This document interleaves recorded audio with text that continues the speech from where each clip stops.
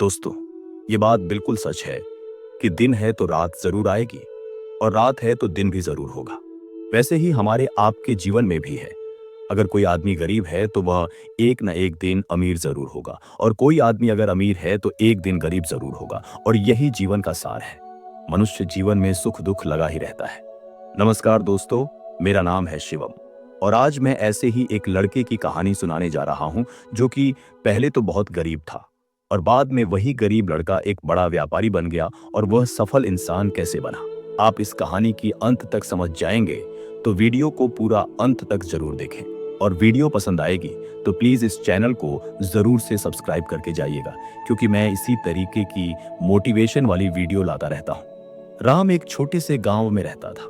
उसके पिता राघव लाल सड़क किनारे एक टूटी फूटी झोपड़ी में कपड़ा को इस्त्री करते थे और वहीं से अपने परिवार का खर्चा चलाते थे।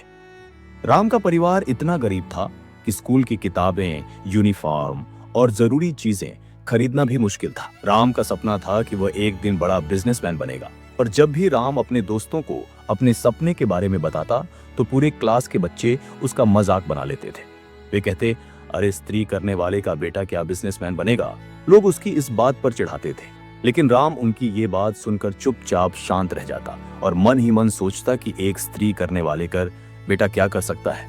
तुम क्या जानो, राम को अपने पिता पर गर्व था। वह देखता कि कैसे उसके पिता दिन रात मेहनत करते थे, फिर भी उनके चेहरे पर हमेशा मुस्कान बनी रहती थी।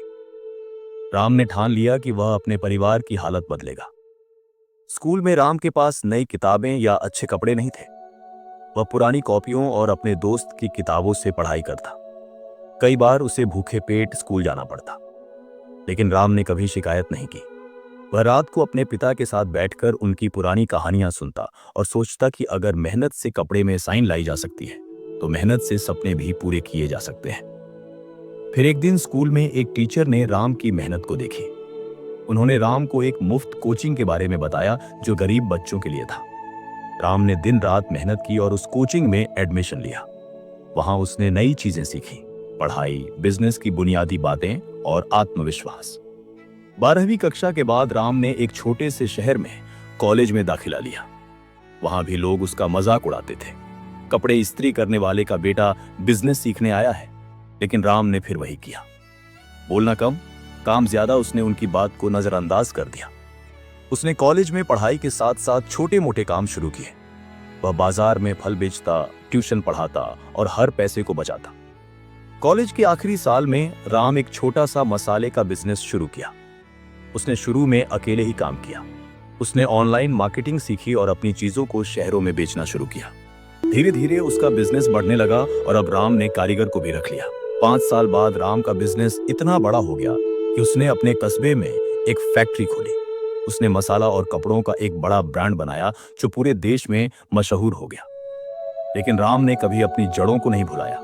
उसने अपने पिता को अपने बिजनेस का पार्टनर बनाया और उन्हें गर्व के साथ दुनिया के सामने पेश किया। जिन लोगों ने कभी राम का मजाक उड़ाया था वे अब उसी के पास नौकरी मांगने आए।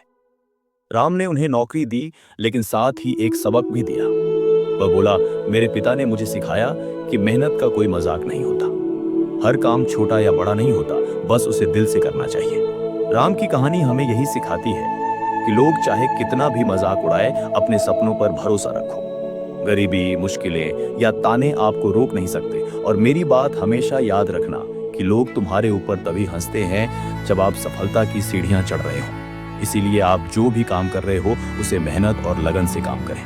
राम ने कभी जवाब नहीं दिया, बस अपने काम से दुनिया को जवाब दिया।